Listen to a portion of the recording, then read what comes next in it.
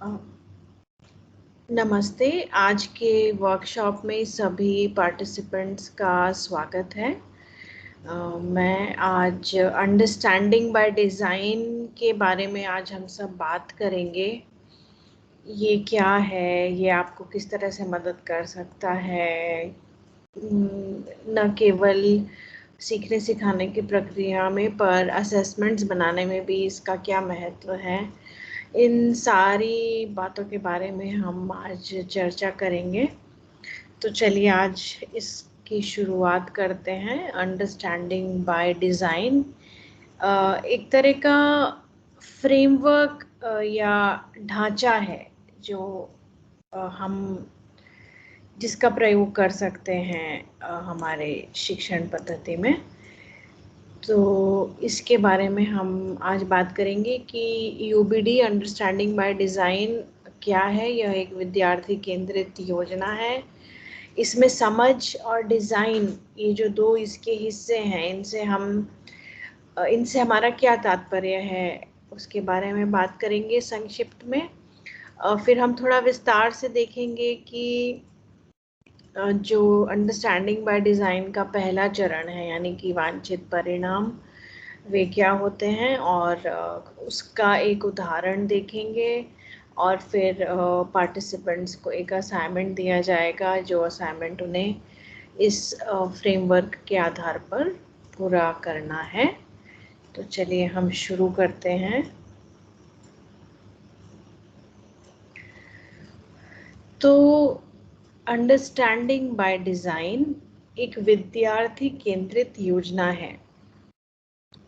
मैं ये यहाँ पर स्पष्ट करना चाहती हूँ कि ये कोई सिखाने की कोई नई प्रक्रिया या प्रणाली नहीं है। ये बस एक योजना है, एक तरह का ढांचा है, एक संरचना है जो शिक्षक के तौर पर हम कुछ बातों को समझकर हम खुद बना सकते हैं, ताकि पढ़ाने में और परीक्षण में और अन्य चीज़ों में हमें उससे मदद मिले। और हम जो भी काम कर रहे हैं सीखने सिखाने से संबंधित और असेसमेंट बनाने से संबंधित, वो पूरा काम और फोकस्ड हो जाए, जिसमें जो अगर कुछ बातें अनावश्यक हैं या ऐसे हैं तो हम समझ पाए कि कौन सी चीज़ों पे हमें कम ध्यान देना है, किन चीज़ों को हम हटा सकते हैं या साइड में रख सकते हैं, और किन चीज़ों को ज़्यादा महत्व देकर जिन पे ज़्यादा फोकस लाना है, जिनको ज़्यादा केंद्रित बनाना है, ताकि विद्यार्थी पाठ की जो मुख्य अवधारणा है उसको अच्छी तरह समझ पाएँ और जो सीखने के प्रतिफल हैं उन्हें प्राप्त कर पाएँ। तो इसलिए यह एक योजना है, एक तरह का ढांचा है जिसे हम बनाकर उसका अनुसरण कर सकते हैं। ये सीखने की प्रक्रिया की योजना के लिए एक रूपरेखा है, जैसा कि हम बता रहे थे। यह निर्धारित नहीं करता है कि क्या या कैसे पढ़ाना है। ये हमारे पूरी प्रक्रिया को और फोकस प्रदान करता है। अवधारणा से संबंधित कितना भाग पढ़ाना है न केवल यह बताता है, बल्कि अवधारणा की समझ को भी उजागर करता है। तो जैसा कि मैं बता रही थी कि इससे आपको मदद मिलती है ये समझने में कि कौन सा भाग ज़्यादा महत्वपूर्ण है, उस पर आप ध्यान दे सकते हैं। और बच्चों में उस पूरी अवधारणा से संबंधित एक समझ विकसित हो, उस पर ध्यान दे सकते हैं। तो समझ से हमारा क्या तात्पर्य है उसके बारे में हम और बात करेंगे इसके संदर्भ में। तो पहले हम देखते हैं कि अंडरस्टैंडिंग बाय डिज़ाइन, ये वाली जो डिज़ाइन है, जिस डिज़ाइन की हम बात कर रहे हैं, वह पारंपरिक डिज़ाइन से किस तरह अलग है। पारंपरिक डिज़ाइन क्या है? पारंपरिक डिज़ाइन उस तरह से है जो कई वर्षों से स्कूलों में चली आ रही है, शिक्षक उसका प्रयोग कर रहे हैं। जैसे कि सबसे पहले हम क्या करते हैं, हमारे पास पाठ्यक्रम होता है, पाठ्य पुस्तक होती है, हमें पता होता है कि भाई ठीक है, हमें फला दिन फला पाठ पढ़ाना है, इतने पाठ पढ़ाने हैं, क्योंकि उन पाठों के आधार पर परीक्षा दी जाएगी, इस तरह से।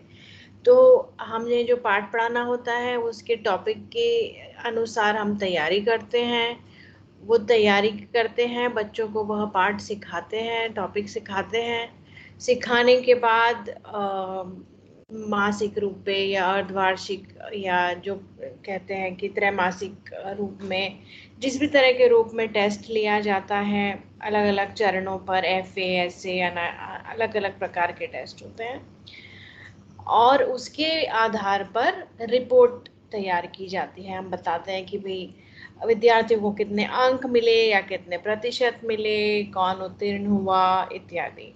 तो यह पारंपरिक डिजाइन है। टॉपिक तैयार करना, वह सिखाना, बच्चों ने जब सीख लिया है तो उसका परीक्षण करना और उसके आधार पर एक रिपोर्ट बनाना। तो ये डिजाइन अगर हम एक तरह से देखें तो ये ऊपर से नीचे जाती है, क्योंकि ये हमसे शुरू हो रही है। हम देख रहे हैं कि भाई टॉपिक तैयार करके फिर रिपोर्ट देनी है। और अगर हम अंडरस्टैंडिंग की बाय डिजाइन की जब हम बात कर रहे हैं, तो पारंपरिक डिजाइन की तुलना में हम इसे बैकवर्ड डिजाइन कहेंगे। बैकवर्ड का मतलब ये पीछे से शुरू होती है या नीचे से शुरू होती है, इस तरह से। तो इस डिजाइन में, इस रूपरेखा में सबसे पहले क्या निर्धारित किया जाता है? जो अपेक्षित सीखने के जो सीखने के प्रतिफल होते हैं, जो एक सूची होती है कि भाई जो भी पाठ्यक्रम है और जो है उसके आधार पर बच्चों को कौन सी बातें अवश्य आनी ही चाहिए, कौन से कौशल अवश्य आने ही चाहिए, इस तरह की एक सूची पहले तैयार होती है। उस सूची के आधार पर यह देखा जाता है कि सीखने और परीक्षण के लिए किस तरह के आकलन बनाने हैं।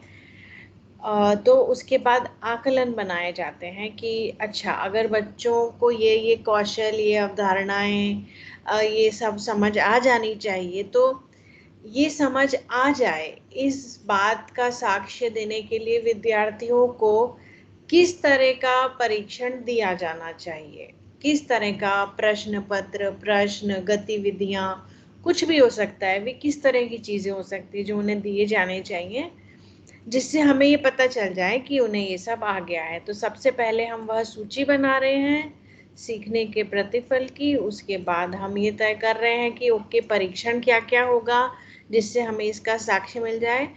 और अगर परीक्षण ऐसा होगा तो उस परीक्षण और उस प्रश्न पत्र तक पहुंचने के लिए हमें क्या क्या सिखाना है बच्चों को। सिखाने के लिए जो विषय वस्तु है, जो टास्क हैं, जो गतिविधियां हैं, फिर हम वो सब तैयार करेंगे। सिखाने की जो विषय वस्तु है, जो टॉपिक तैयार करने हैं, जो कि सबसे पहला चरण था पारंपरिक डिजाइन में, तो टॉपिक तैयार करना, वह backward design, understanding by design में सबसे आखिरी चरण होगा। सबसे अंत में हम इसके बारे में बात करेंगे। तो एक तरह से देखें तो जो पारंपरिक डिजाइन है, पारंपरिक डिजाइन विषय संचालित दृष्टिकोण से है, जहाँ पे विषय महत्व रखता है कि विषय ये है तो इस तरह से ये तैयार करके सिखाना है, विषय के अनुसार ऐसे टेस्ट लेना है और फिर रिपोर्ट तैयार करनी है। और अगर हम जब हम अंडरस्टैंडिंग बाय डिजाइन की बात कर रहे हैं, तो इसमें परिणाम संचालित दृष्टिकोण है।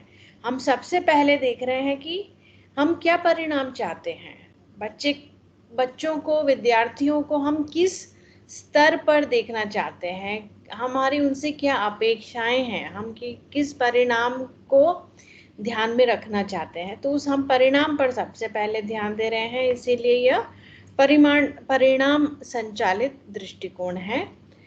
और इस प्रकार के दृष्टिकोण से क्या मदद मिल रही है? हम विद्यार्थियों के साथ बेहतर तरीके से एंगेज कर पाएंगे, क्योंकि हमें पता है कि हम ये परिणाम चाह रहे हैं, तो हमारी मेहनत करने की जो हमारी दिशा होगी, वह दिशा पूरी उसके अनुसार होगी कि भाई हमें दिशा पता है, हमें इस परिणाम पे पहुंचना है, इसीलिए ये हमारी दिशा है। इससे समय का बेहतर सदुपयोग होगा। हम हमेशा याद रखते रहेंगे कि अच्छा नहीं, हमें यहाँ पे पहुंचना है, हमें विद्यार्थियों को इस स्तर पर पहुंचाना है, इसीलिए हमारा समय इन चीज़ों में जाना चाहिए।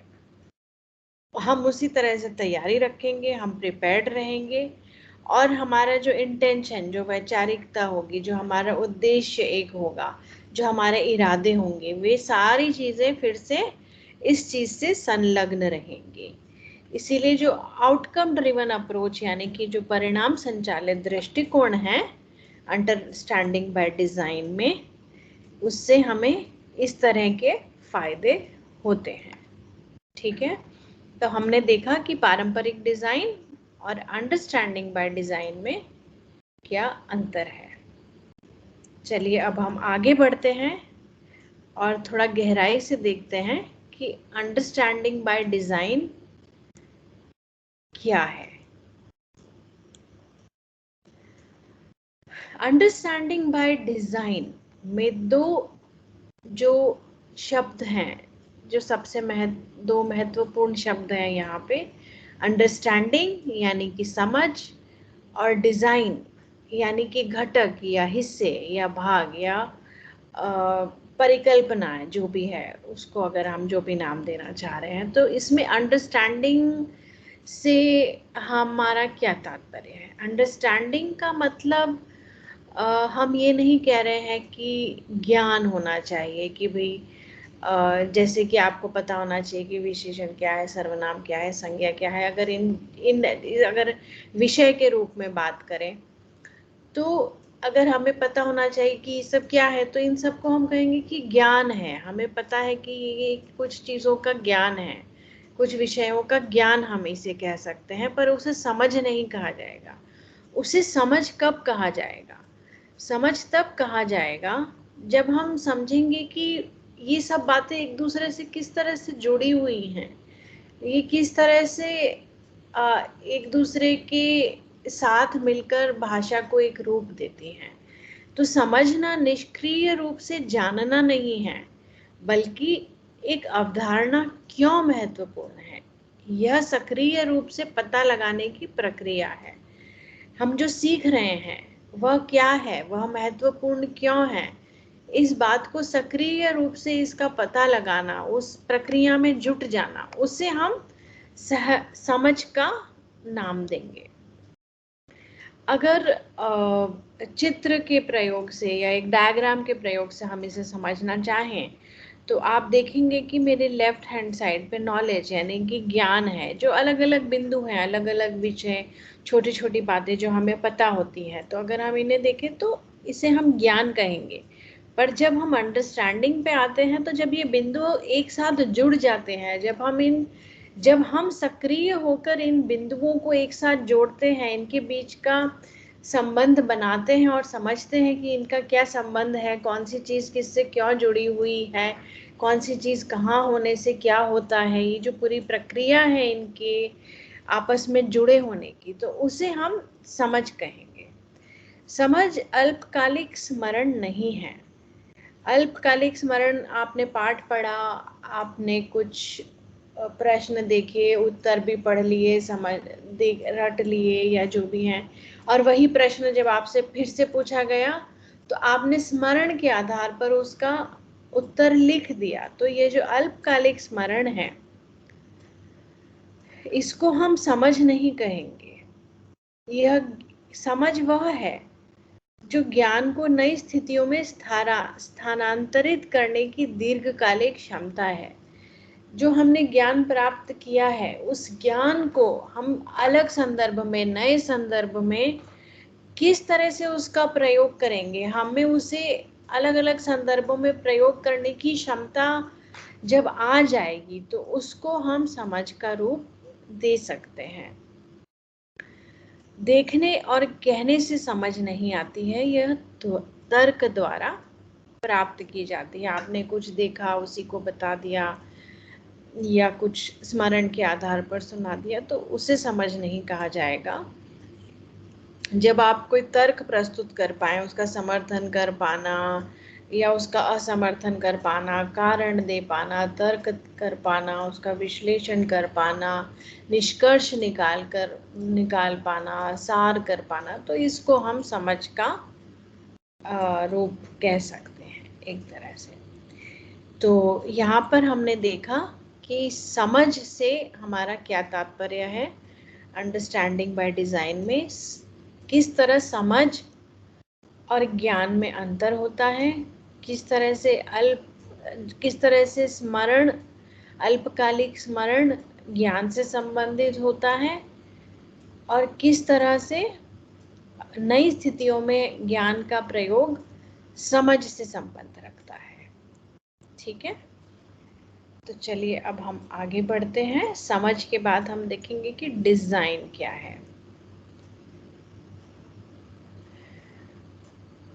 ओके, हम यहाँ पे एक उदाहरण देखते हैं समझ और ज्ञान और अंडरस्टैंडिंग के बीच, नॉलेज और अंडरस्टैंडिंग के बीच के क्या अंतर है, एक उदाहरण की मदद से देखते हैं।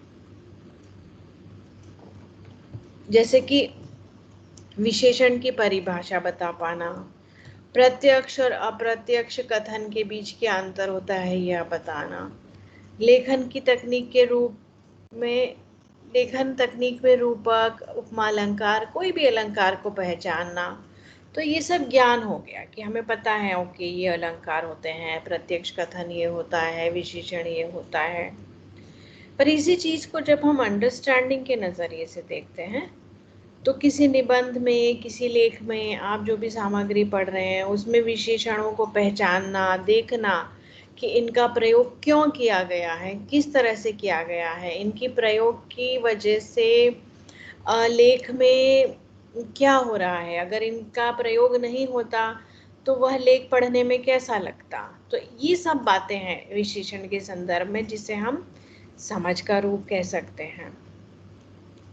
प्रत्यक्ष और अप्रत्यक्ष कथन में अगर हम प्रत्यक्ष से अप्रत्यक्ष, अप्रत्यक्ष से प्रत्यक्ष में वाक्य को परिवर्तित कर पाते हैं तो इसे हम समझ का रूप कह सकते हैं।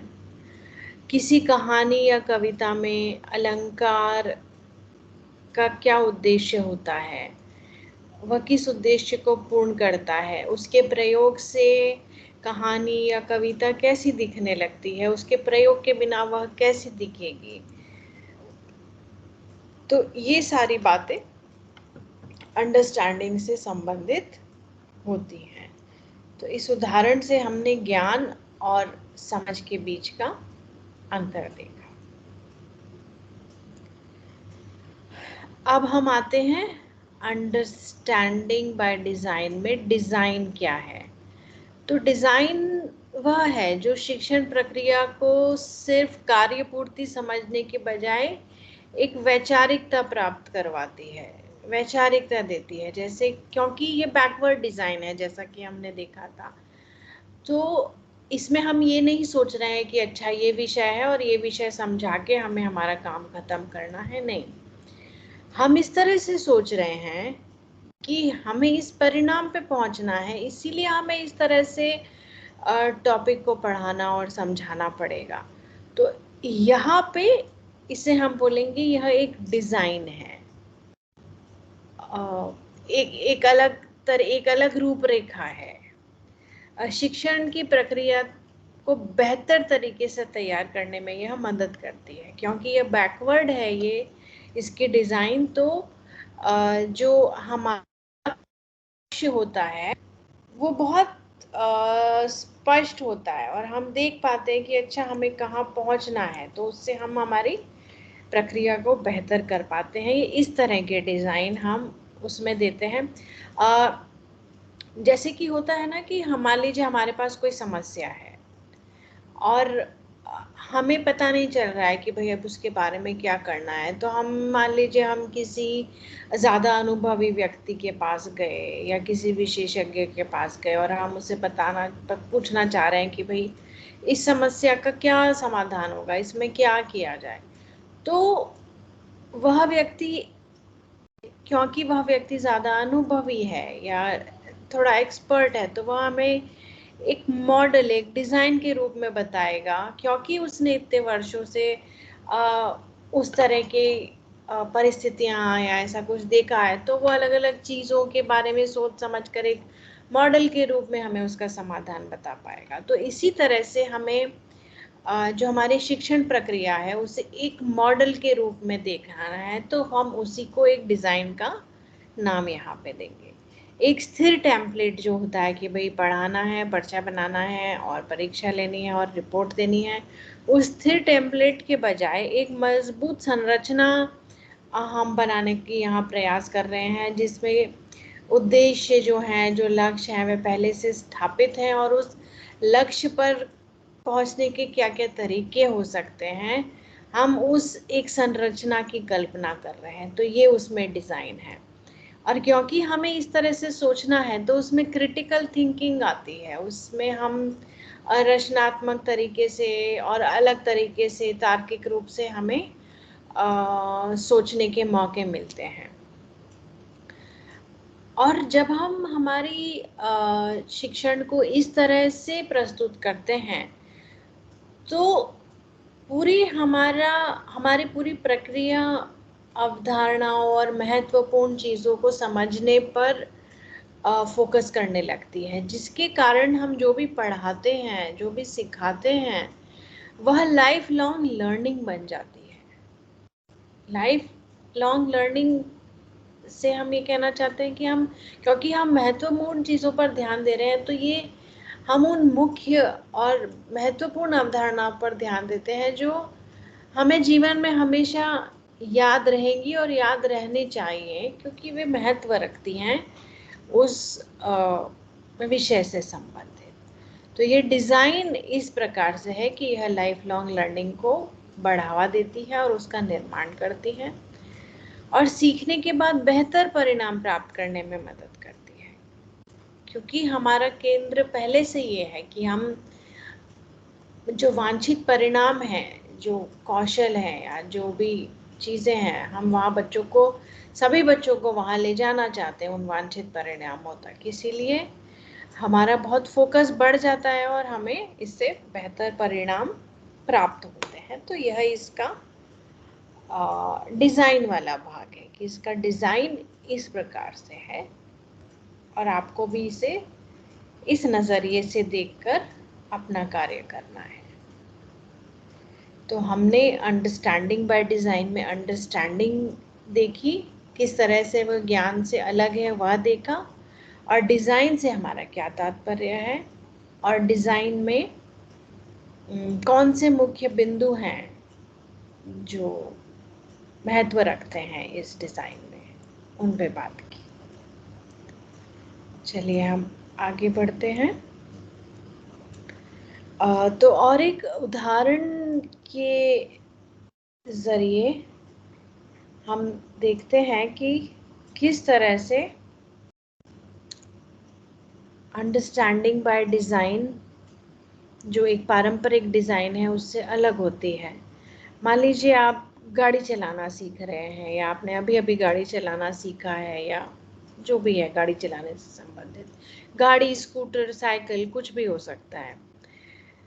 तो जो एक पारंपरिक तरीका है, जो एक नॉर्मल बात है, वो ये होगी कि भाई अगर मैं जानती हूँ, यानी कि अगर मुझे ज्ञान है कि गाड़ी, साइकिल, स्कूटर कैसे चलाना है, तो मैं वह चीज़ चला सकती हूँ। बस मैं ये कह सकती हूँ उसमें, क्योंकि मुझे ज्ञान है कि उसे कैसे चलाया जाता है।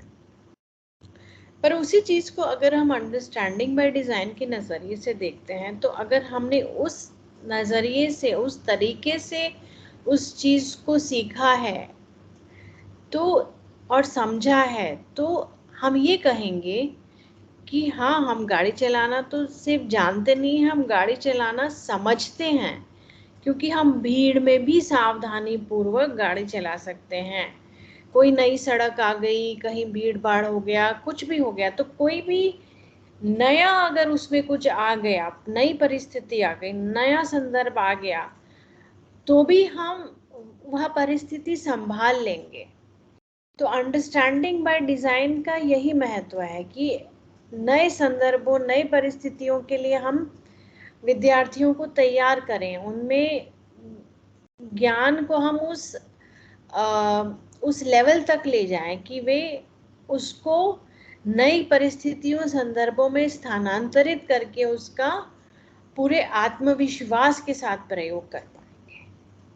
तो यह फर्क है जब हम कह रहे हैं एक जानने और समझ होने के बीच में। जानते तो हैं हम, पर क्या हम उसे समझते हैं उस चीज को, इसमें बहुत अंतर होता है। और इस अंतर पे ही अंडरस्टैंडिंग बाय डिजाइन का जोर है। तो हम आगे बढ़ते हैं इस उदाहरण से। अब हम देखते हैं कि यह जो फ्रेमवर्क होता है, ये फ्रेमवर्क क्या है, इसके पहले चरण के बारे में हम आज बात करेंगे। तो इस फ्रेमवर्क के पहले चरण के क्या क्या हिस्से हैं, उन हिस्सों का क्या अर्थ होता है, हम उसको, इन हिस्सों को, इन चीज़ों को या इन एलिमेंट्स को एक पाठ के संदर्भ में कैसे देख सकते हैं, इन सब चीज़ों के बारे में हम थोड़ा विस्तार से देखेंगे। तो सबसे पहले आप बस इस जो पूरा फॉर्मेट है, ये इस फॉर्मेट को देखिए। हम हर एक चीज़ के बारे में आगे विस्तार से उदाहरण के साथ बात करेंगे। तो इसमें जो पहला चरण है, इस पर हम ध्यान दे रहे हैं आज। तो पहला जो चरण है वह है डिजायर्ड रिजल्ट्स, यानी कि जो वांछित परिणाम है उनके बारे में हम बात करेंगे। जैसा कि हम बता रहे थे कि ये बैकवर्ड डिजाइन है, तो सबसे पहले हम क्या देख रहे हैं, हम सबसे पहले देख रहे हैं कि वांछित परिणाम क्या होने चाहिए, वो कहाँ, वो वह स्थान, वह लक्ष्य, वह क्या है जहाँ पे मैं चाहती हूँ या चाहता हूँ कि मेरे सारे छात्र वहाँ पहुँच जाएं इस पाठ्यक्रम के संदर्भ में। तो वह डिजायर्ड रिजल्ट्स क्या हैं। तो स्टेज 1 डिजायर्ड रिजल्ट्स के बारे में है, वांछित परिणामों के बारे में है। और इन वांछित परिणामों के अंतर्गत क्या क्या आता है, एस्टैब्लिश्ड गोल्स, यानी कि कुछ स्थापित लक्ष्य हैं। ये लक्ष्य जो एक बोर्ड द्वारा निर्धारित किए जाते हैं। आप उसे CBSE या स्टेट बोर्ड या जो भी बोर्ड है, वे कुछ लक्ष्य स्थापित करता है ना, हमें एक वो डॉक्यूमेंट मिलता है हर कक्षा के हिसाब से कि भाई हम वांछित परिणाम कक्षा 11 के लिए ये होने चाहिए। तो वे बोर्ड द्वारा निर्धारित जो स्थापित लक्ष्य होते हैं वे यहाँ पे आते हैं एस्टैब्लिश्ड गोल्स के अंतर्गत। और ये इन सब बातों से जुड़े होते हैं, जिसमें सबसे पहले है ट्रांसफर यानी स्थानांतरण, मीनिंग यानी कि अर्थ ढूंढ पाना, निकाल पाना, एक्विजिशन यानी कि प्राप्त कर पाना। ये सब क्या है, इनसे हमारा क्या अर्थ है, ये सब हम अभी आगे देखने वाले हैं पहले चरण में। ठीक है, चलिए तो हम आगे बढ़ते हैं। आपने फिर से एक बार ये फ्रेमवर्क देख लीजिए।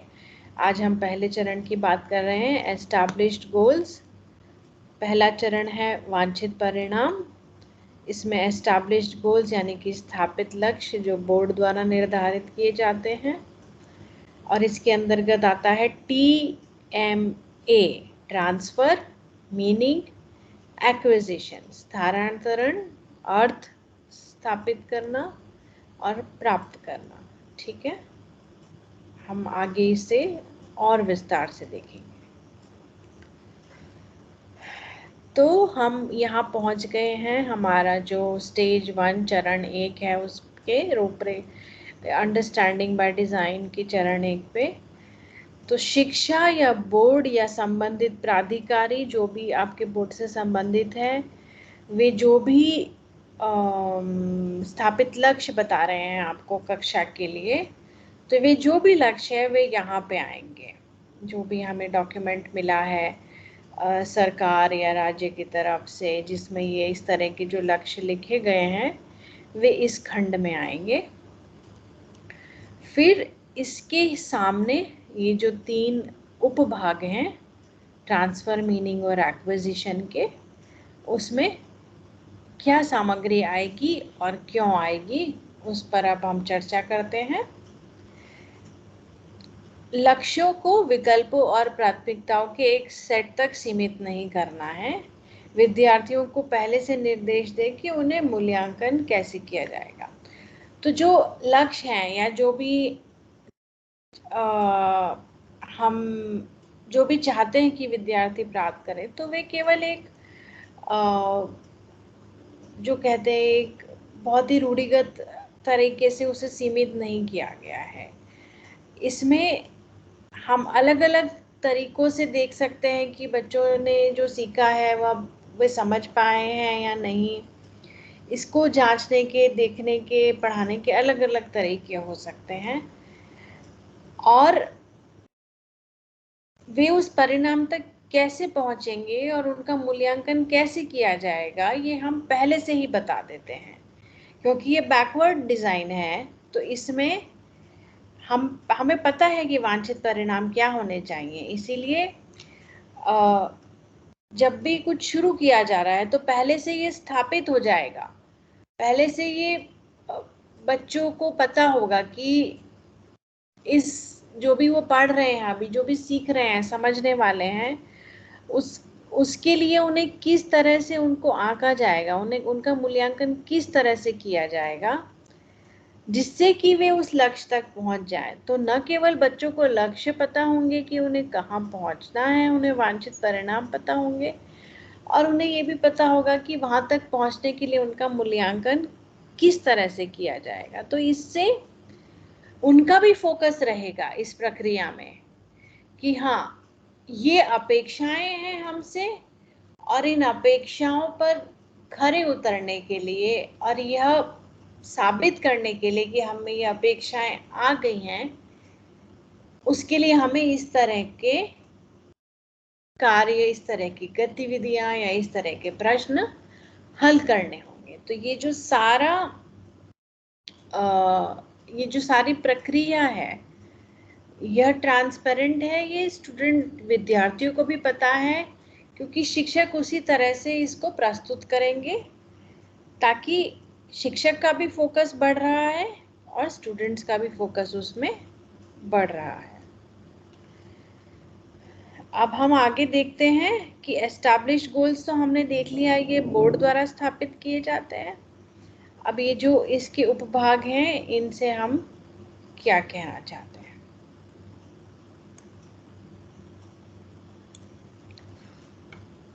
तो सबसे पहले आता है इसमें ट्रांसफर। फिर से मैं दोहरा रही हूँ कि यह बैकवर्ड डिजाइन है, इसीलिए हम सबसे पहले जो आएगा उसे देखेंगे, फिर नीचे, इस तरह से हम इन चीजों पर ध्यान देंगे। तो ट्रांसफर का मतलब है स्थानांतरण जिसे बोलते हैं, यानी कि जो आपने सीखा है उसे आप तक सीमित, उसे एक अलग संदर्भ में ले जाना, उसे स्थानांतरित कर पाना। जिस संदर्भ से आप परिचित हैं, उस परिचित से एक अपरिचित नए संदर्भ में उसे ले जा पाना, यानी कि उसे लागू कर पाना, इसे ट्रांसफर कहते हैं। तो जब हम लागू करने की बात कर रहे हैं तो इसमें यह बात बहुत महत्व रखती है कि ट्रांसफर से हमारा ये तात्पर्य है कि विद्यार्थी जो भी करेंगे वे अपने आप कर पाएंगे उसको, उसमें वे किसी पर आश्रित नहीं हैं, वे स्वतंत्र रूप से उस चीज को कर पा रहे हैं, तभी हम उसको ट्रांसफर का नाम दे सकते हैं। विद्यार्थी क्या करेंगे, कब करेंगे और कैसे अपनी लर्निंग का प्रयोग करेंगे, इसका विवरण यहाँ पे लिखना है। मान लीजिए अगर हम विशेषण या किसी भी समझ विषय की समझ से संबंधित बात कर रहे हैं तो वे उसे ट्रांसफर किस तरह से करेंगे, उसका जो पूरा विवरण है वो यहाँ पर लिखना है। तो ये इस तरह से होगा और हम इसका उदाहरण देखेंगे आगे। और ये जो हमें कथन लिखना है, ये विद्यार्थी के नजरिए से लिखना है कि विद्यार्थी स्वतंत्र रूप से डैश डैश डैश कर पाएगा या कर पाएगी, ये इस तरह से इस कथन को लिखा जाएगा। तो ये हो गई ट्रांसफर की बात कि जो उन्होंने सीखा है वे नए संदर्भ में उसका प्रयोग कर पाएंगे।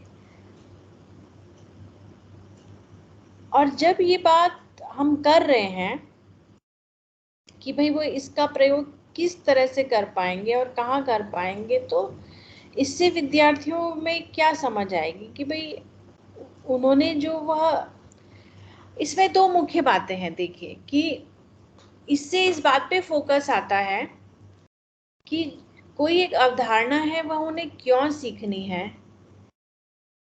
इस प्रश्न का उत्तर उन्हें मिल जाता है।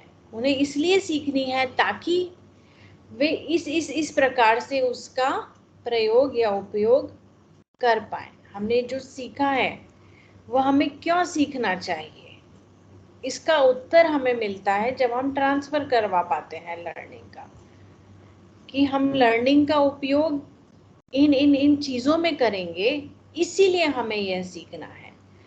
तो इससे बच्चों की जो भी हम सिखा रहे हैं, उन्हें जो भी हम समझाना चाह रहे हैं, इसमें उनकी रुचि बढ़ेगी। क्यों? क्योंकि उन्हें पहले से पता है कि अच्छा, वो इसलिए नहीं पढ़ रहे हैं कि उन्हें पढ़ना है, परीक्षा देनी है और रिजल्ट आएगा। हाँ, वो तो होगा ही, पर वो जो पढ़ रहे हैं वो महत्व क्यों रखता है, उसका प्रयोग उनके जीवन में या कई अलग परिस्थितियों में ज़रूरी क्यों है और कैसे किया जा सकता है, यह बात ट्रांसफर में आती है। तो इससे सीखने के लिए रुचि बढ़ जाती है, प्रोत्साहन मिलता है, उत्साह थोड़ा रहता है, रोचक बन जाता है पूरा सीखने सिखाने की प्रक्रिया, क्योंकि हमें पता होता है कि हम ये एक महत्वपूर्ण चीज़ है, इसे हम सीख रहे हैं और हम इसे सीखकर इस तरह से यहाँ पर लागू कर पाएंगे, इसीलिए हमें यह सीखना है।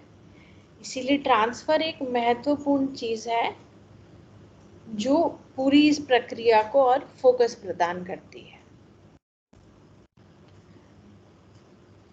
इससे जब हमें पता होगा कि हाँ, विद्यार्थियों को किसी संदर्भ में अब इस जानकारी को इस तरह से प्रयोग करने का प्रदर्शन करना है, या ये बता पाना है कि हाँ वे अपनी लर्निंग को ट्रांसफर कर पा रहे हैं, तो इससे हमें पढ़ाने की सामग्री का चुनाव करने में भी मदद मिलती है। क्योंकि हमें पता होता है कि भाई उन्हें ये ट्रांसफर ऑफ लर्निंग करना है। अगर हम चाहते हैं कि वे उस स्टेज तक पहुंच जाए जहाँ पर वो ट्रांसफर ऑफ लर्निंग कर पाए, तो उस चीज़ के लिए हमें उन्हें कैसे पढ़ाना है, तो क्या पढ़ाना है, कैसे पढ़ाना है, तो इससे हमें पढ़ाने की सामग्री का चुनाव करने में मदद मिलती है और लक्ष्य हमें और गहरी तरह से भी समझ में आता है, क्योंकि यह विद्यार्थी के नज़रिए से लिखा जाता है, तो हम समझ पाते हैं कि अच्छा, ये हमारा लक्ष्य है, यह इतना स्पष्ट होना चाहिए। अगर अवधारणा है, ये है, तो ये महत्वपूर्ण है क्योंकि इसको इस परिस्थिति में उनको प्रयोग करना आना चाहिए। तो ये हो गई ट्रांसफर की बात कि आपने जो भी सीखा है आप इसे नए संदर्भ, नई परिस्थिति में उसको लागू कर पाएँ, उसका प्रयोग कर पाएँ। जो अनुप्रयोग से संबंधित अगर बात हो रही है तो वह ट्रांसफर में आएगी। तो हमने TMA का ए देखा कि भाई जो वांछित परिणाम है उसमें क्या गोल्स हैं और उस गोल्स के संदर्भ में ट्रांसफर क्या होना चाहिए। चलिए हम आगे बढ़ते हैं।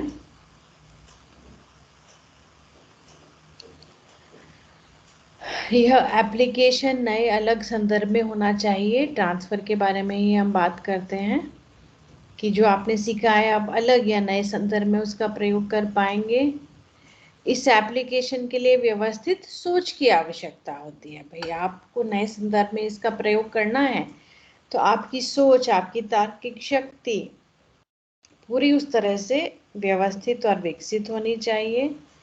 यह कार्य शिक्षक के संकेत या समर्थन के बिना स्वयं विद्यार्थी द्वारा किया जाना चाहिए। विद्यार्थी बिल्कुल मुक्त, स्वतंत्र रूप से, बिना किसी हिचकिचाहट के अपने बलबूते पर ये कर पाएंगे तो उसे ट्रांसफर कहा जाएगा।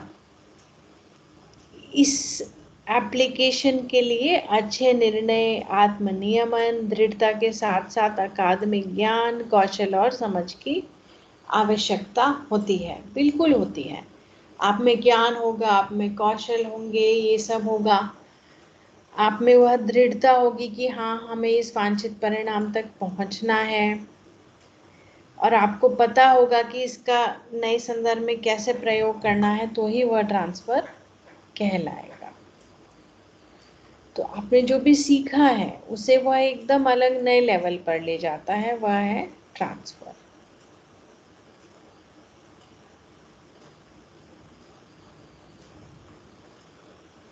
ट्रांसफर के जो कथन होते हैं, जहां हम चाहते हैं कि विद्यार्थी हमें स्वतंत्र रूप से बता पाए कि उन्होंने जो सीखा है वे उसका वे उसका प्रयोग करना जानते हैं या नहीं, या वे उसका प्रयोग किस प्रकार करते हैं। तो इस प्रकार के जो कथन होते हैं या जो कार्य होती हैं, उनके क्या उदाहरण हो सकते हैं, वो यहाँ बताए गए हैं। पाठ की व्याख्या या विश्लेषण करते समय पाठ में दी गई जानकारी और उदाहरणों का प्रयोग करना, कहानी या पाठ का सार बता पाना, कहानी के मुख्य विषयों, भावों, घटनाओं और पात्रों की तुलना कर पाना, विश्लेषण का समर्थन करने के लिए कहानियों से साक्ष्य प्राप्त कर पाना।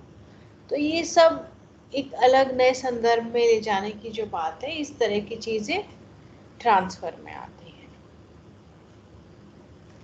तो इसका एस्टैब्लिश्ड गोल क्या होगा, जो जैसे हमें मिलता है बोर्ड के द्वारा, वो कुछ इस प्रकार होता है।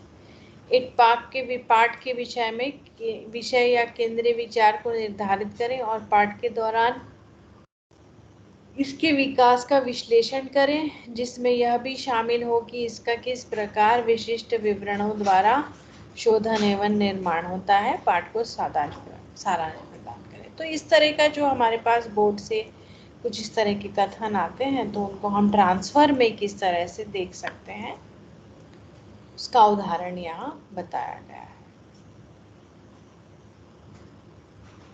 आप कुछ क्षण ले सकते हैं इसे पढ़ने के लिए।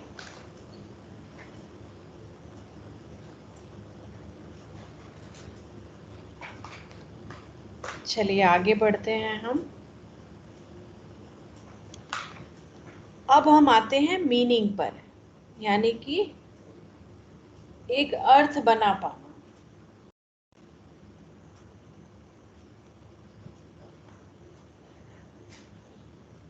इससे हमारा क्या तात्पर्य है? इससे हम ये कहना चाहते हैं, इसके दो भाग हैं। अंडरस्टैंडिंग, कि विद्यार्थी क्या क्या समझेंगे, और एसेंशियल क्वेश्चन, यानी कि महत्वपूर्ण प्रश्न, ये क्या है, इसके बारे में हम और देखते हैं आगे।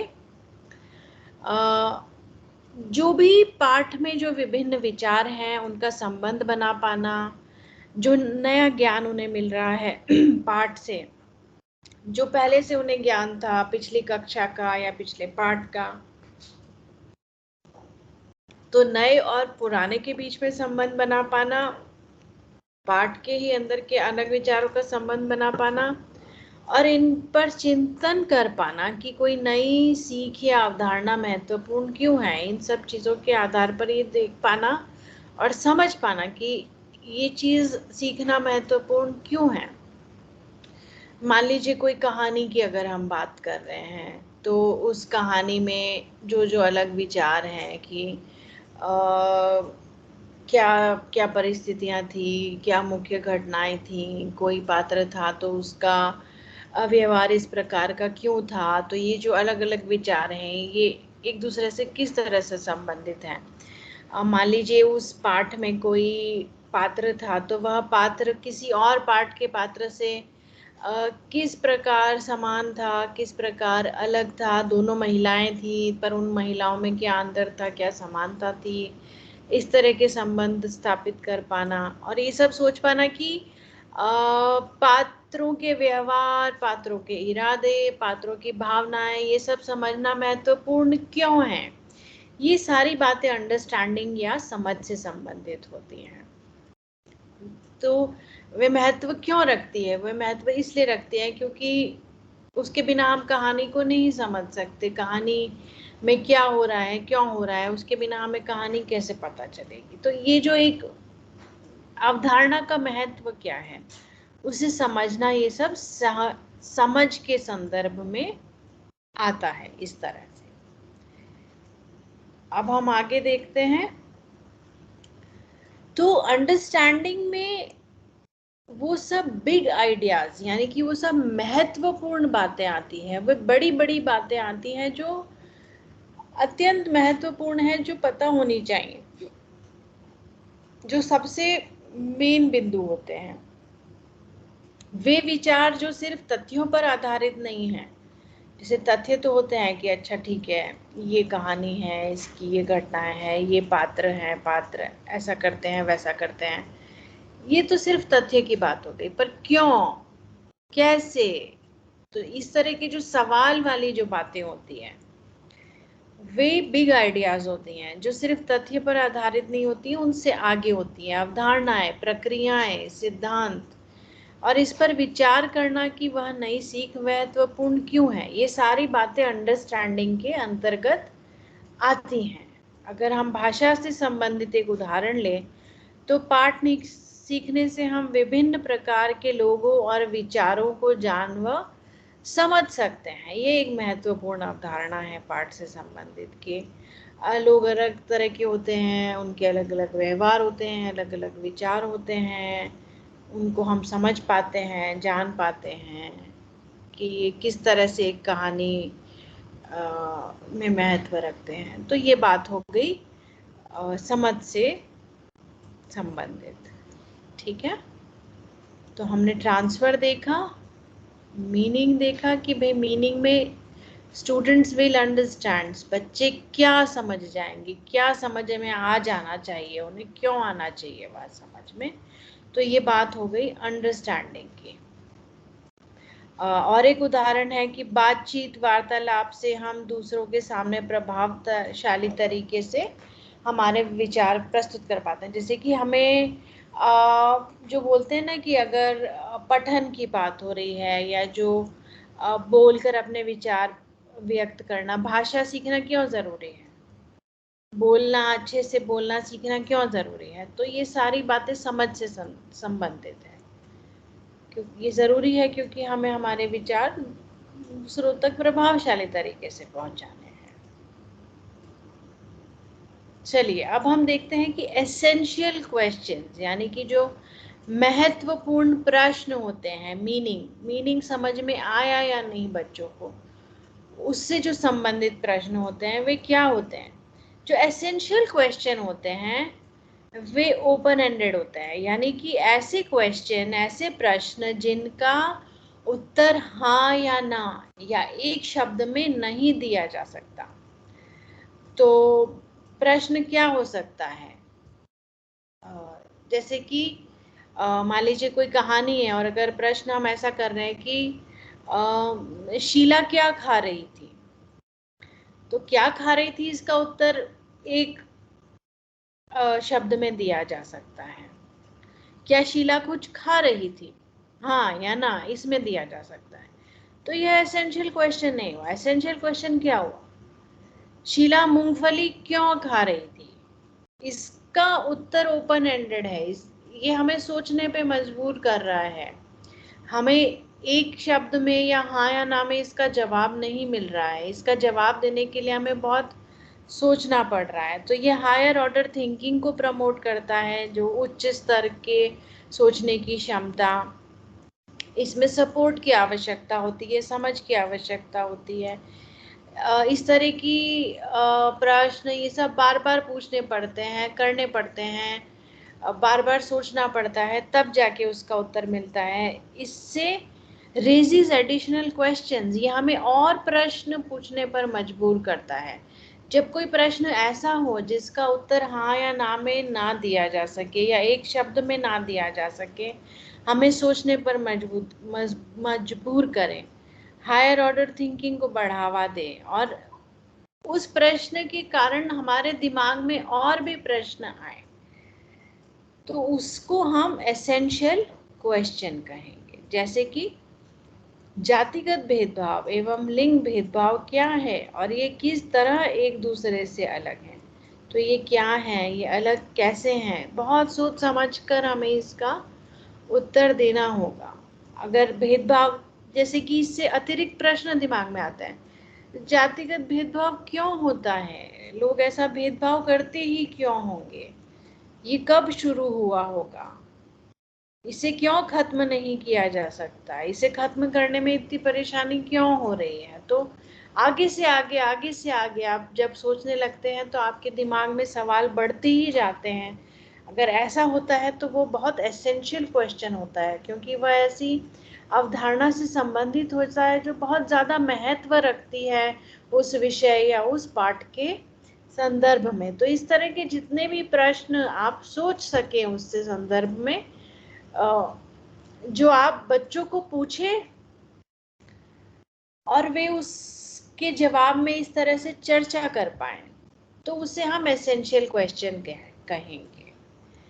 तो अंडरस्टैंडिंग तो वह हुई जो हम एक कथन के रूप में लिखेंगे कि बच्चों को ये समझ आ जाना चाहिए। और समझ में मतलब है कि जो भी अनेक बिंदु हैं उसके, उनके बीच में संबंध समझ पाना, और पूर्व ज्ञान और नए ज्ञान के बीच में संबंध कर पाना, और एक अपना तर्क प्रस्तुत कर पाना। तो वो वाले कथन अंडरस्टैंडिंग में आएंगे।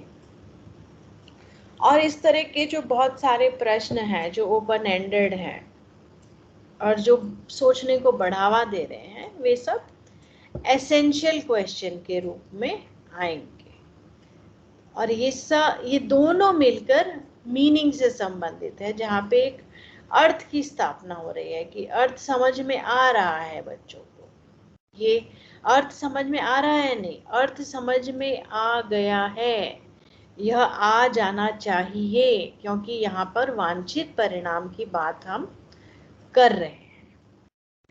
तो हमने ट्रांसफर देखा, अर्थ स्थापित कर पाना यानी कि समझ, और एसेंशियल क्वेश्चन देखें वांछित परिणाम में। अब हम बात कर रहे हैं एक्विजिशन की, यानी कि हासिल करना, प्राप्त करना।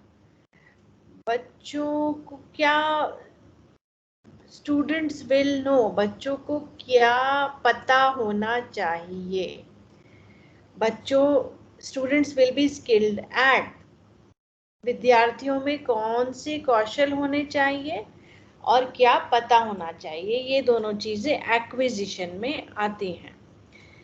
तो ये जो दो चीजें हैं, जो भी उन्हें परीक्षण के द्वारा, गतिविधि के द्वारा, जो भी उन्हें प्रदर्शन कार्य करना है जिससे पता चलेगा कि उन्हें सब कुछ आया है या नहीं, तो उसको उस चीज को साबित करने, दिखाने के ये साधन है। जब उन्हें ये पता होगा, जब उनमें ये कौशल होगा, तो ही वे वो पूरा परफॉर्मेंस अपना दे पाएंगे। तो परफॉर्मेंस का सबूत दिखाने के साधन एक्विजिशन में आते हैं, जहाँ पे ज्ञान यानी कि बच्चों को यह पता होगा, और कौशल, बच्चे इस चीज में दक्ष होंगे, उनमें ये कौशल होगा। एक्विजिशन में जो चीजें आती हैं, यानी कि पता होना चाहिए, ज्ञान होना चाहिए, ये बातें बहुत ही आवश्यक हैं। तो ये वो बातें हैं जैसे कि विशेषण क्या है, लिंग क्या है, सर्वनाम क्या है, ज्ञान वाली जो बात है, जो पता होनी चाहिए जो बात, वो यहाँ पे आती है। और ये बहुत महत्वपूर्ण है, ये मुख्य तौर से ज्ञान से संबंधित है और ये बहुत आवश्यक है। लेकिन केवल ज्ञान प्राप्त करना पर्याप्त नहीं है, वास्तविक जीवन में समझ और अनुप्रयोग से ही उसका उद्देश्य पूर्ण हो सकता है। इसीलिए हमें ये नहीं सोचना है कि ये बातें उतनी आवश्यक नहीं है या अनावश्यक है। ये एक्विजिशन की जब हम बात कर रहे हैं तो यह अति आवश्यक है, पर केवल यह पर्याप्त नहीं है। पता होना, ज्ञान होना, कौशल होना केवल यह पर्याप्त नहीं है, क्योंकि इस चीज को समझ के स्तर पर पहुंचना है, जहाँ पे सारी चीजों के बारे में संबंध पता हो, और एसेंशियल क्वेश्चन के स्तर पर पहुंचना है, आ जाना चाहिए, क्योंकि ये बहुत महत्वपूर्ण प्रश्न है, क्योंकि ये हमें बताते हैं कि हमने जो सीखा है वह महत्वपूर्ण क्यों है, और हमें ये पता होगा तभी हम उसका ट्रांसफर ऑफ लर्निंग कर पाएंगे। इसीलिए ये बहुत आवश्यक चीजें हैं, परंतु केवल इनका ज्ञान होना पर्याप्त नहीं है। इनकी समझ, इनका अनुप्रयोग, इनके संबंध पता होना ट्रांसफर ऑफ लर्निंग के लिए बहुत महत्वपूर्ण होता है। इसीलिए एक्वायरिंग लर्निंग, यानी कि जो प्राप्त करना है, जो हमें हासिल करना है ज्ञान या कौशल, वह यहाँ पे आएगा। उस तरह के कथन यहाँ पे आएंगे। चलिए हम इसके उदाहरण देखते हैं। वह ज्ञान जिसकी आवश्यकता है कोई प्रदर्शन कार्य करने के लिए, वो सब यहाँ पे आएगा। विशिष्ट तथ्यात्मक जानकारी और शब्दावली, जैसे कि पर्यायवाची शब्द, विलोम शब्द, समानार्थी शब्द, इस तरह की जो तथ्यों से रिलेटेड बात होती है वो यहाँ पर आएगी। प्रत्यक्ष, स्पष्ट निर्देश, वे सारी चीजें यहाँ पर आएंगी। उन्हें करने के लिए जो जो चाहिए, जो कौशल चाहिए, वे यहाँ पे आएंगे। क्या तरीके हैं, क्या प्रक्रियाएं हैं, क्या सिद्धांत हैं, वे यहाँ पर आएंगे। तो एक्विजिशन में ये चीजें आती हैं। तो अब हम इसी का एक उदाहरण देखते हैं। ये जो सारी चीजें हमने फ्रेमवर्क के बारे में बात की, जिसमें एस्टैब्लिश्ड गोल्स थे, ट्रांसफर गोल्स थे, मीनिंग, अंडरस्टैंडिंग, एसेंशियल क्वेश्चन, इसको एक उदाहरण के रूप में देखते हैं। आप भी इसे पढ़ सकते हैं। तो एस्टैब्लिश गोल जो पहले भी हमने देखा था, विषय का केंद्रीय विचार निर्धारित करें, विश्लेषण करें, निर्माण करें, सारांश करें, ये एस्टैब्लिश गोल जो बोर्ड की तरफ से हमें मिलते हैं। शिक्षक के तौर पे हमें ये गोल नहीं लिखना है, ये बोर्ड द्वारा हमें ऑलरेडी दिया जाता है। हमें ट्रांसफर गोल से लिखना है। तो ट्रांसफर गोल क्या होगा? पाठ स्पष्ट रूप से क्या कहता है, और पाठ से निष्कर्ष निकालते समय, व्याख्या करते समय किसी पाठ में से विवरण और उदाहरणों का संदर्भ लें। कहानी सारांशित करें। कहानियों के विषयों, सेटिंग, पात्रों और भूखंडों की तुलना करें।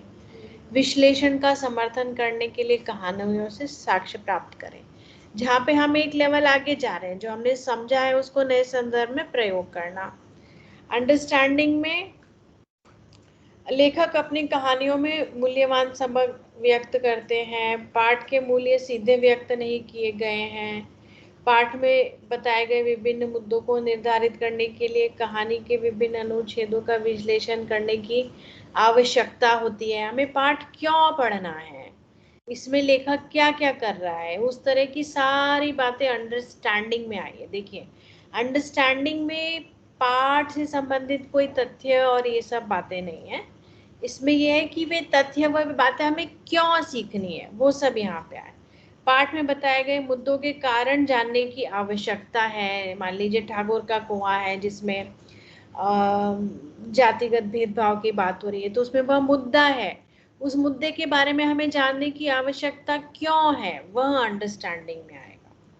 पाठ समान अवसरों का महत्व और लोगों के साथ सम्मान का व्यवहार के बारे में बताया गया। पाठ में क्या बताया गया है और वो हमें क्यों पता होना चाहिए, ये अंडरस्टैंडिंग में आएगा।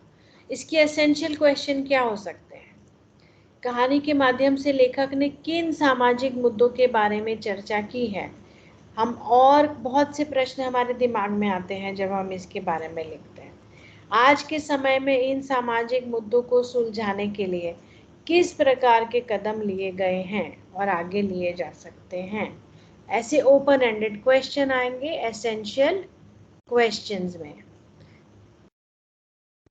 अब स्टूडेंट्स विल नो, उन्हें ये पता होना चाहिए कि जातिगत भेदभाव एवं लैंगिक भेदभाव जैसे मुद्दों की परिभाषा पता होनी चाहिए। जो हम तथ्य वाली बात अगर कर रहे हैं, जो लैंग्वेज एक्विजिशन लेवल की बात कर रहे हैं, कि उन्हें क्या पता होना चाहिए, तो उन्हें ये पता होना चाहिए कि ये दोनों चीज़ें क्या होती है, इनकी क्या परिभाषा है।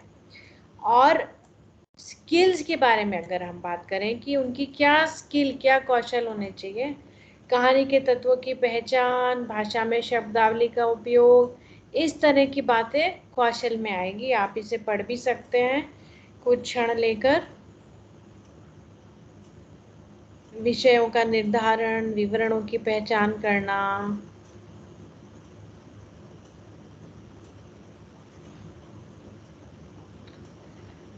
तो हमने उदाहरण द्वारा देखा कि कैसे ठाकुर का कुआं जो पार्ट है, उसका एस्टैब्लिश्ड गोल, उसके ट्रांसफर गोल, उसमें क्या अंडरस्टैंडिंग है, क्या एसेंशियल क्वेश्चन होंगे, बच्चों को क्या पता होना चाहिए, उनमें क्या कौशल विकसित हो जाने चाहिए इस पाठ के माध्यम से। तो यहाँ पे हो जाने चाहिए की बात हो रही है, क्योंकि हम वांछित परिणाम की बात कर रहे हैं। ठीक है, तो ये एक उदाहरण था बताने के लिए कि कैसे हम फ्रेमवर्क का जो पहला चरण है वांछित परिणाम, उसके ये जो अलग अलग भाग हैं, उनमें हमें क्या क्या लिखना है, ताकि हमारी जो लर्निंग प्रक्रिया है वो पूरी फोकस हो जाए। तो अब आप सब पार्टिसिपेंट्स के लिए ये एक असाइनमेंट है। जो नमक का दारोगा पार्ट है, उसका यह एस्टैब्लिश्ड गोल है, यहाँ पे पहले से दिया गया है। इस एस्टैब्लिश्ड गोल के आधार पर आपको ट्रांसफर गोल, मीनिंग में अंडरस्टैंडिंग, एसेंशियल क्वेश्चन, नॉलेज क्या पता होना चाहिए, कौशल किस तरह के कौशल आने चाहिए, ये सारी बातें आपको इस पाठ के लिए लिखनी है। ये आपका इसमें असाइनमेंट है। ठीक है, तो इसी के साथ हम आज की हमारी ये वर्कशॉप ख़त्म करेंगे। ये बहुत अलग कॉन्सेप्ट है, अलग फ्रेमवर्क है। आपको जो भी हमने समझाया बहुत ज़्यादा लग रहा होगा, मैं मानती हूँ इस बात को और मैं समझ सकती हूँ, बट आप अभ्यास करेंगे और अपना कार्य एक दूसरों के साथ साझा करेंगे और देखेंगे कि दूसरे लोगों ने क्या लिखा है, आपने क्या लिखा है, एक दूसरे की राय लेंगे, अपने एक दूसरे के काम की समीक्षा करेंगे, तो अभ्यास के द्वारा आपको ये आ जाएगा। तो आप अभ्यास करें इसको अच्छे से, असाइनमेंट को करने का पूरा प्रयास करें। और मतलब, और अब आप समझ रहे होंगे कि हमने आपको इस बारे में क्यों बताया, ताकि आप जो असेसमेंट बना रहे हैं, आपको पता चले कि वह असेसमेंट और बेहतर कैसे हो सकता है, अगर आप उसे एक अंडरस्टैंडिंग बाय डिज़ाइन के नज़रिए से देखेंगे। तो आज के वर्कशॉप में हमने अंडरस्टैंडिंग बाय डिज़ाइन फ्रेमवर्क के बारे में जाना कि उसमें अंडरस्टैंडिंग का क्या मतलब है, डिज़ाइन का क्या मतलब है, पारंपरिक डिज़ाइन से ये किस तरह से अलग हैं, और इसके जो अलग अलग हिस्से होते हैं वे क्या हैं, उनमें क्या क्या आता है, और हमने उसका एक उदाहरण भी देखा, और हमने आपको इसका एक असाइनमेंट दिया। तो प्लीज़ ये असाइनमेंट ज़रूर पूरा करें और अच्छे से इसका अभ्यास करें। तो हम आज का वर्कशॉप यहीं पर समाप्त करते हैं। अगले वर्कशॉप में हम आपसे फिर से मिलेंगे, जहाँ पे इस डिज़ाइन का अगला हिस्सा देखेंगे। बहुत बहुत धन्यवाद।